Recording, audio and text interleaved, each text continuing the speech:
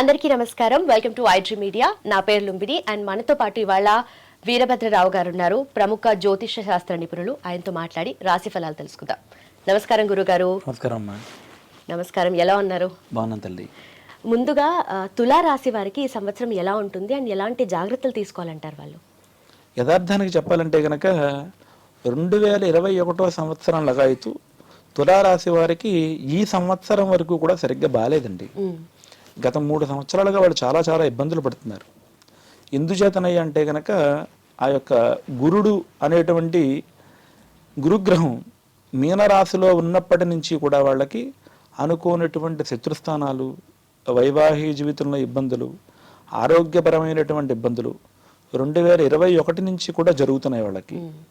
2025 మార్చి 30 వరకు కూడా వాళ్ళకి అసలు సరైనటువంటి పురోగతి లేదు.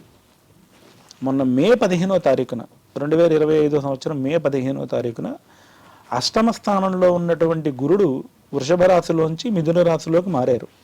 మనకు అప్పుడే సరస్వతి నది పుష్కరాలు వచ్చాయి. అప్పటి నుంచి కొంచెం తులారాశి వాళ్ళకి కొంచెం బాగుంది అని చెప్పిన అనుకోవడానికి సంబంధించినటువంటి అవకాశాలు ఉన్నాయి. మళ్ళీ దాంట్లో ఏంటంటే ఆ యొక్క లగ్నాధిపతి అనుకునేటువంటి శుక్రుడు కూడా రేపు 14వ తారీఖు, జూలై 14వ తారీఖు వరకు కూడా ఆ యొక్క శుక్రుడు అష్టమ స్థానంలో ఉన్నాడు.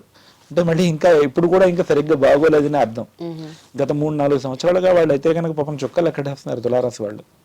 చిత్తా నక్షత్రం 3వ పాదం 4వ పాదం, స్వాతి నక్షత్రం 4 పాదాలు, విశాఖ నక్షత్రం 1, 2, 3 పాదాలు, ఇవందరూ కూడా తులారాశిలోకి వెళ్తారు. అయితే వీరికి సాధారణంగా ఆ యొక్క 3 సంవత్సరాల కాలం నుంచి కూడా బాగాలేదు. రేపు 14వ తారీఖు తర్వాత నుంచి వీళ్ళకి చాలా మహత్తరమైనటువంటి యోగంగానే మనం చెప్పుకోవచ్చు. మంచి మంచి అవకాశాలు ఉంటాయి. మంచి మంచి అవకాశాలతో కూడినటువంటి పురోగతి ఉంటుంది. కళాకారులకి, చిత్ర పరిశ్రమ వాళ్ళకి, వ్యాపారులకి, విద్యార్థులకి అందరికీ కూడా గత 3 సంవత్సరాలుగా వాళ్ళు సరైనటువంటి సుఖం, సరైనటువంటి సౌఖ్యం అనుభవించలేదు. వాళ్ళు చాలా ఇబ్బంది పడుతున్నారు. ఇప్పుడు వాళ్ళకి చాలా మంచిగా ఉంది. గ్రహస్థితులు ఏకాదశంలో ఉన్నటువంటి గ్రహాలతో సహా, భాగ్యంతో ఉన్నటువంటి గురుగ్రహంతో సహా అన్నీ కూడా చాలా బాగున్నాయమ్మా. సో తులారాశి వాళ్ళకి కొంచెం నరదిష్టి, నరఘోష, చిన్న చిన్న అనారోగ్య పరిస్థితుల్లో ఇబ్బందులు, ఆరోగ్య పరిస్థితుల్లో ఇబ్బందులు వచ్చి అనారోగ్యాలు కలగడం లాంటి సమస్యలు కనిపిస్తున్నాయి. కాబట్టి వీలైతే గనక ప్రతి శుక్రవారం అమ్మవారి యొక్క దర్శనం చేసుకోవడం, శ్రీ లలితా సహస్రనామాలు చదువుకోవడం. అంటే శుక్రరాశి తులారాశి అంటే కనుక శుక్రుడికి అధిష్టాన దేవత అమ్మవారే కనుక లలితా భట్టారిక అమ్మవారిని వీళ్ళు ఆరాధన చేయడం, లలితా సహస్రనామాలు చదవడం, ఇలా చేయడం వల్ల వీళ్ళకి బాగా కలిసి వస్తుంది. అయితే మీరన్నట్టుగా ఈ నరదృష్టి వల్ల వాళ్ళకి ఎక్కువగా ప్రభావం ఉంటుంది ఆరోగ్యపరంగా అని అన్నారు కదా. ఎక్కువగా మేజర్గా ఏమన్నా చేంజెస్ ఉంటాయంటారా?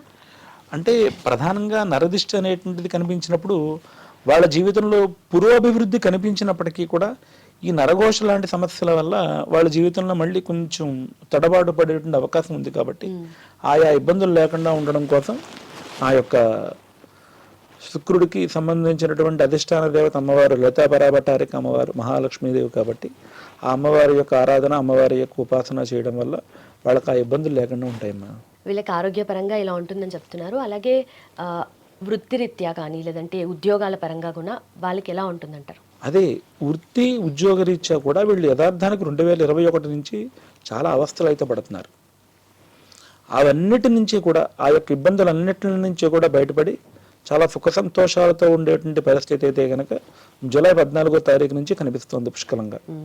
అంటే గ్రహస్థితులైనటువంటి ఈ యొక్క శని కానీ, రాహు కానీ, గురుడు కానీ, కేతువు కానీ, ఈ గ్రహాలన్నీ కూడా చాలా బాగున్నాయి. అయితే ఎప్పుడూ కూడా నెలకి ఒక్కసారైనా సరే చంద్రుడు అనేటువంటి ఆయన అష్టమ స్థానంలోకి వెళ్తూ ఉంటారు, 8వ స్థానంలోకి వెళ్తూ ఉంటారు. అంటే వృషభ రాశిలో సంచరిస్తూ ఉంటారు. అంటే కృత్తికా నక్షత్రం 2, 3, 4 పాదాల్లోకి, రోహిణి నక్షత్రంలోకి, మృగశిర నక్షత్రం 1, 2 పాదాల్లోకి కానీ చంద్రుడు సంచరిస్తే కనుక దాన్ని తులారాశి వాళ్ళకి అష్టమ చంద్రుడు అంటారు. అంటే తులారాశికే కాదండి, ఏ రాశికైనా సరే 8వ స్థానంలోకి చంద్రుడు వెళ్ళినప్పుడు కొంచెం మానసికంగా ఇబ్బంది పడేటువంటి అవకాశం ఉంటుంది. సో అలాంటి సమయంలో కొంచెం శివారాధన చేయడం వల్ల ఆ యొక్క ఇబ్బందుల నుంచి బయటపడవచ్చు. కానీ యథార్థానికి 2021 తర్వాత కంపేర్ చేస్తే తులారాశి వాళ్ళకి జూలై 14వ తారీఖు తర్వాత చాలా చాలా మహత్తరంగా యోగంగా బాగుంటుంది అనేటువంటిది నగ్న సత్యం. థ్యాంక్ యూ సో మచ్ గురుగారు. ధన్యవాదాలు. నమస్కారం.